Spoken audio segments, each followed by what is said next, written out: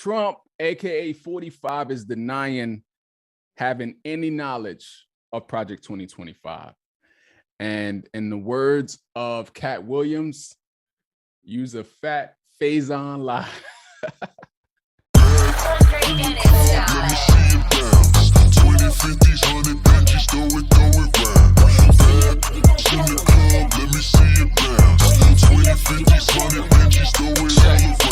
Let's get it. Let's get ready to get into what's hot in these blogs. Trump, aka 45, is denying having any knowledge of Project 2025. Someone said if Trump lips is moving, he's lying. And I concur, because what? Your man's posted on his Truth social platform. He said, I know nothing about Project 2025. I have no idea who is behind it. I disagree with some of the things they're saying, and some of the things they're saying are absolutely ridiculous and abysmal. Anything they do, I wish them luck, but I have nothing to do with them. What? In the same breath, you're saying you don't know who's behind it, have nothing to do with it, but you wishing them luck. And then also saying that some of the things are absolutely ridiculous in it. Tell me you're lying without telling me you're lying. What is happening here, what I gather is happening here, is for the longest, even though Project 2025 has been posted and it's been whispers about it for months. When I did the show on it a few weeks ago, when I said not enough people are covering it, definitely not mainstream media, but blogs were seemingly trying to pick it up. But as of late, it feels like it's getting more legs. More people are talking about Project 2025 and how detrimental it would be to our democracy, to this country as a whole. And I think your boy is starting to see the negative impact of it now that more people are talking about it. So he's trying to get back in office. So he's going to do and say whatever he has to say to get back in office. And if that means distancing himself from this outrageous plan, 900 pages long, outrageous plan, then that's what he's going to do. Because cons are going to con. Crooks are going to be crooks. Lies are going to lie. Lies are going to do whatever they have to do to get what they got to get out of any situation. So it's inevitable to distance himself. Now, I guarantee you, if Project 2025 was not getting the coverage that it's getting right now, if more people was not aware of it, this man would have never made this statement at all. Your man said, I have no idea who is behind it. Meanwhile, there's footage circulating of him shaking hands with the very president of the Heritage Foundation, which is who's behind this whole Project 2025. He don't know who's behind it. Like, give me a break. If you believe Trump doesn't know anything about Project 2025, nor do he have any plans of being a part of it, I got a bridge I could sell you as well. Someone said the Trump super PAC has run ads about Project 2025, and a ton of Trump world people are authors of it. They are scared now because they are desperate for no one to know what they are actually up to. Someone else said all three of the guys behind Project 2025 worked in the White House for Trump when he was president. That same person who I said there's a video circulating of Trump shaking hands with him, the president, his name is Kevin Roberts. He said about this whole situation, the second American Revolution will remain bloodless if the left allows it to be. Statements like that is the reason why your mans cannot get back in that office. Yeah, knock it off. Knock it off, Donald, because it's so obvious that you're a part of it. There's even a video of Trump's senior advisor and former appointee, John McIntyre, who also helped draft Project 2025. There's a video of him explaining to Steve Bannon last July how Trump plans to implement Project 2025 immediately after taking office on day one. It's like, come on. I still feel like there's a lot of people who probably still don't know about Project 2025. And I would hope that now with it, you know, getting more light on it, that people look into it a lot more. But I'm happy that we are going in that direction of people becoming more aware of what it is and what it would mean to have your mans back in there and implementing this plan. I did a whole show on it a few weeks back. You could go back a few episodes and check it out. I go into some details about it. I'm gonna give you a little bit of it right now, but you could go back and check that out as well. Some of the things in their agenda include banning abortion nationwide and tracking all pregnancy-related procedures which they are already starting to implement in certain states, as you have seen. Virtually eliminating birth control access, defunding the Department of Justice and destroying the FBI, gutting the EPA, blocking all gender-affirming care, firing 50,000 civil service workers and putting in place, replacing them, I should say, with Trump loyalists, eliminating the Department of Education, breaking up the Department of Homeland Security, purging the government of anyone deemed disloyal to Trump, criminalizing talking about transgender people, banning all DEI initiatives and any words related to gender, sexual, and racial equality, giving presidential control of the FCC, meaning all media communications, condemning single motherhood and same-sex marriage, identifying and deplatforming all woke writers, speakers, news outlets, business organizations, however it defines the term. These are just some bullet points. It's 900 pages long. They're not even trying to hide it. Like, it's literally on their website. I think maybe they're not expecting people to really like look into it or whatever, but look into it. Someone said conservative Christians will decimate this nation. LGBTQ people, Muslims, women, people of color, and non-Christians will never have equality under this plan. And I also want to point out the fact that aside from Project 2025, your man Trump wants to bring back stop and frisk. Yeah, that policy that disproportionately affected people that look like me, disproportionately affected Black and brown communities, that policy, your man's is adamant about bringing back. This policing tactic, which allowed police officers to stop and search randomly individuals, particularly men of color, which adds on an already widespread distrust in law enforcement. In 2013, a federal judge ruled that the stop and frisk was unconstitutional. However, Trump stated, and I quote, "I will insist that local jurisdictions return to proven common sense policing measures such as stop and frisk." Very simple. He also suggested that police departments risk losing critical federal funding if they do not comply with his proposed measures.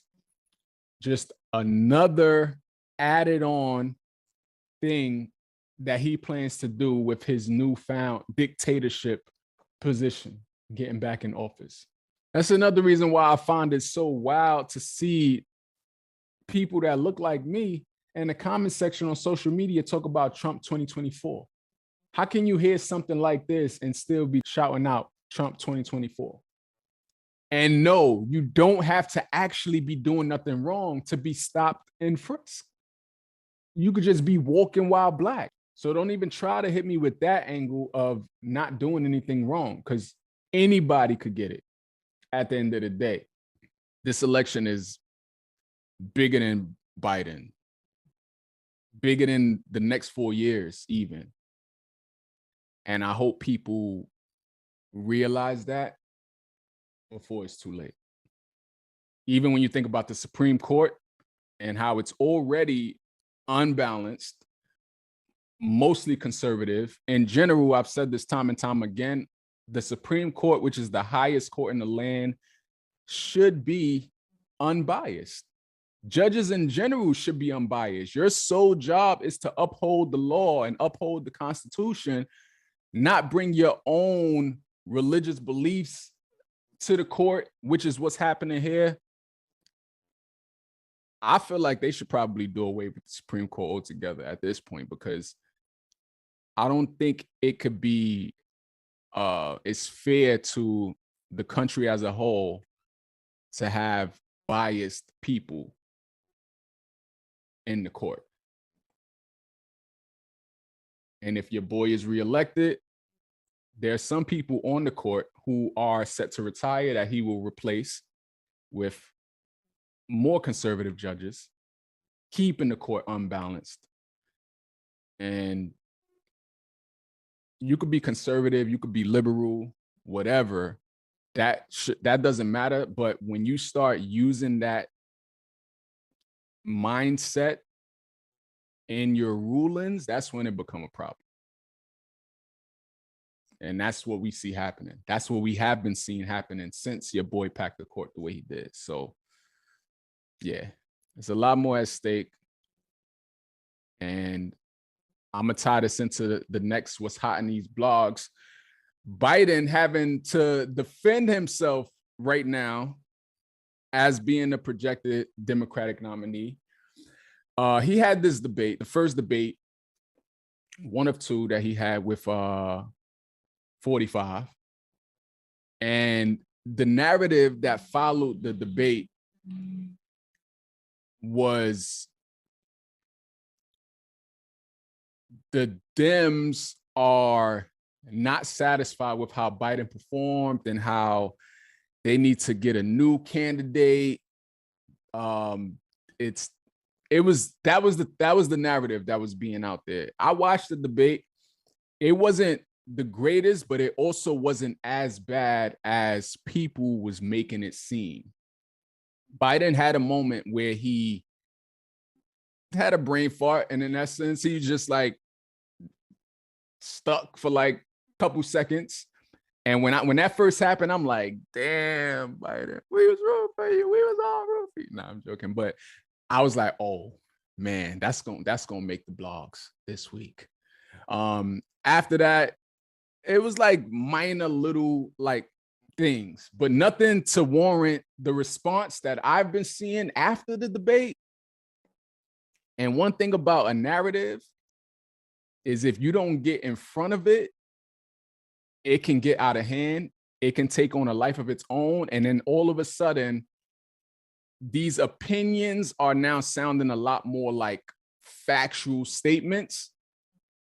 And it starts to make it feel like this is the echoes of everyone.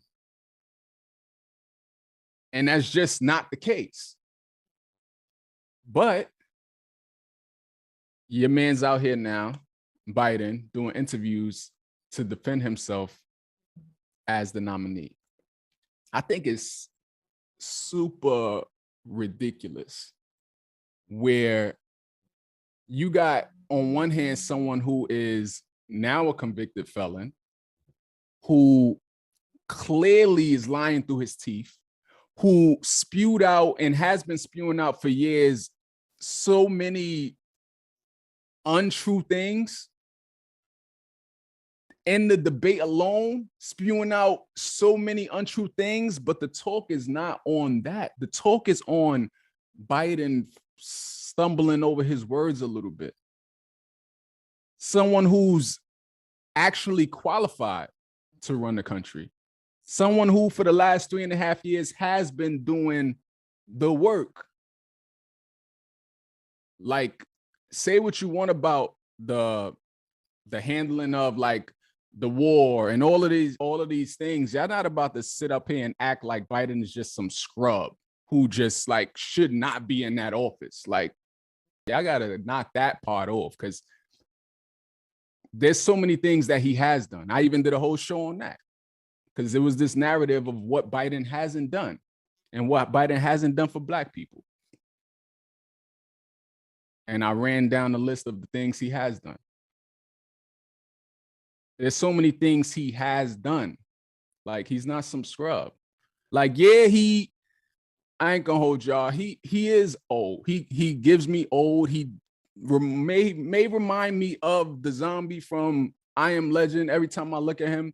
But to question his mental state when he's been doing this job for the past 3.5 years successfully, might I add, finding ways to do things when Congress is stopping him every chance they get. And sidebar, understanding that the president is only as powerful as Congress allows them to be, but still getting things done. And you got somebody else who's not even qualified at all. And that's not the talk. Why isn't Trump out here on the trail doing interviews to defend why he's still on the ticket? Why isn't that the case? Narrative. And we're just eating it up and falling for it. Like, it's wild to me. It's wild to me. It's like, it's very Twilight Zone. Very Twilight Zone. Your man's 45 has been showing you who he was. When he first started showing you his true colors a few years ago, even when making statements like, I could go out front of my building on Fifth Ave and unalive someone and nothing would happen. Like, flat out just saying the quiet part out loud, and people just, oh, that's just Trump being Trump. They determined that Trump won that debate just because he was poised.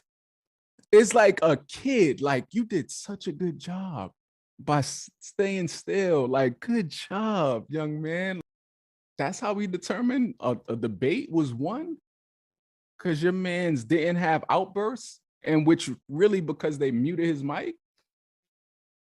Because he was able to contain himself? Ridiculous. Outrageous. Like I said, there's so much at stake with this election. It's bigger than Biden. It's bigger than the next 4 years. Even with politics, we have to consider the long game. There's so many things that the next 4 years won't even matter because of. And we're focused on whether Biden should stay on the ticket or not. I'm not confident about this election because I see the ignorance on social media. I see the narrative, and I see people falling for the narrative, and I see the comments, and I'm literally talking to friends, and they're flat out telling me either they're not voting or they're not voting for Biden. And it's like, yikes.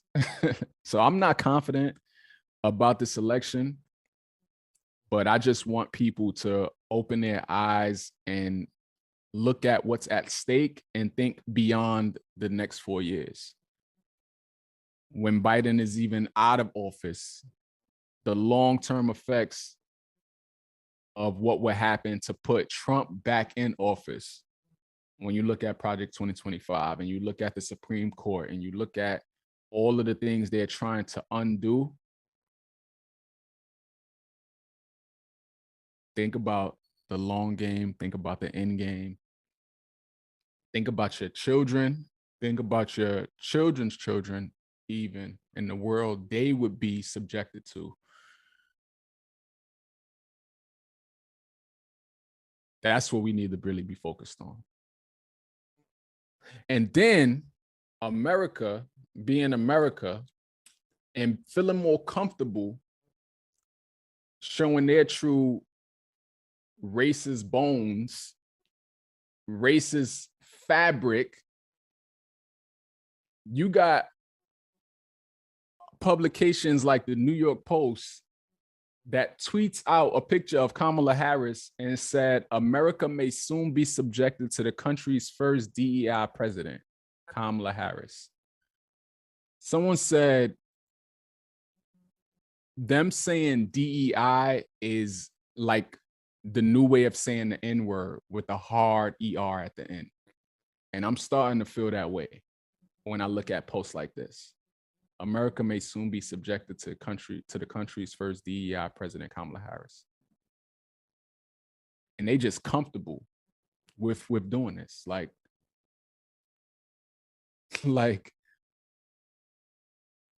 wow to me.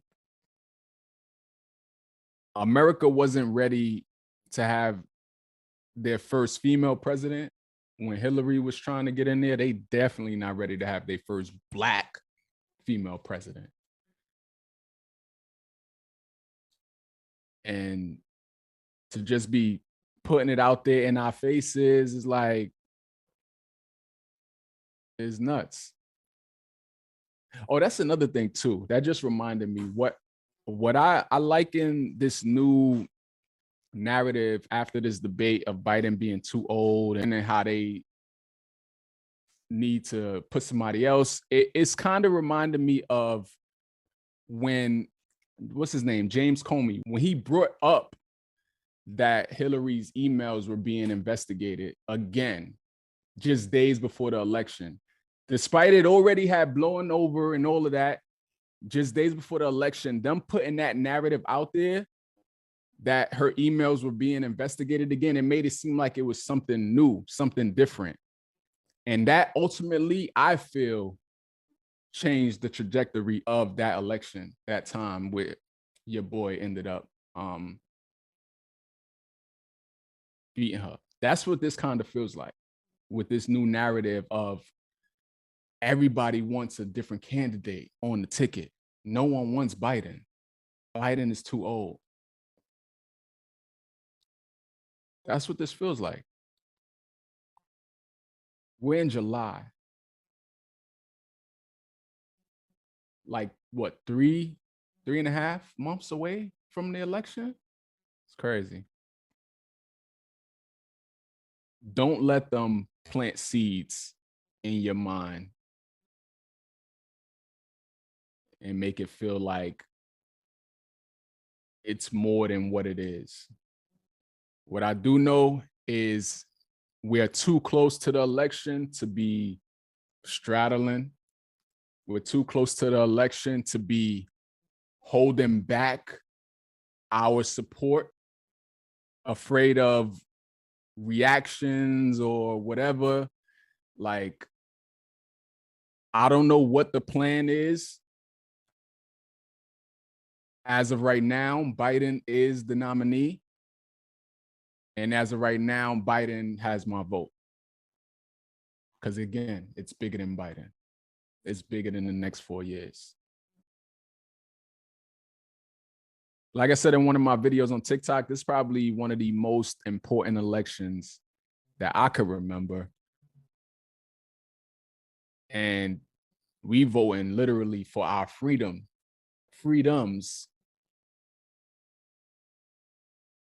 Shit, we already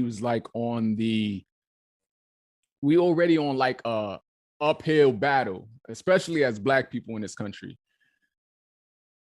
but still trying to make progress. We don't got time to be going backwards. Like, so yeah, that's all I'm gonna say about that.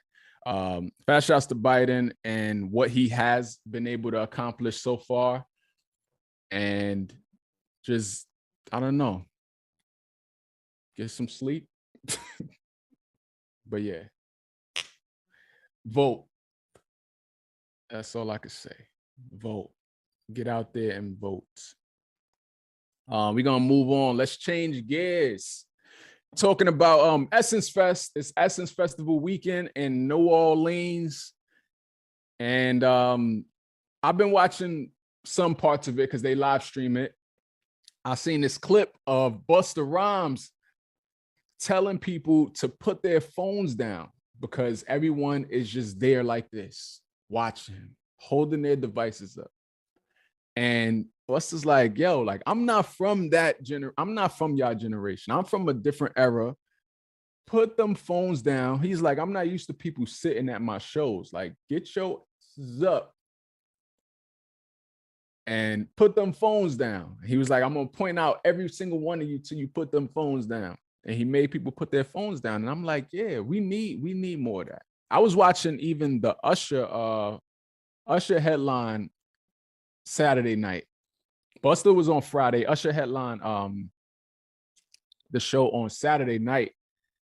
And soon as they announced Usher and the stage is lifting up to reveal his set, all you see is phones up and lights. And I'm just watching this like, dang, like this is where we're at. Like, you can't even enjoy the show because you're so busy holding your phone up and you don't want this camera to move. You don't want a shaky video for your social media. So you just maybe bouncing your knees a little bit. If you're lucky, you may, as an artist, you may have someone hold the phone with one hand and they may put the other hand up. Maybe. But most times people are just like this, holding their phones up.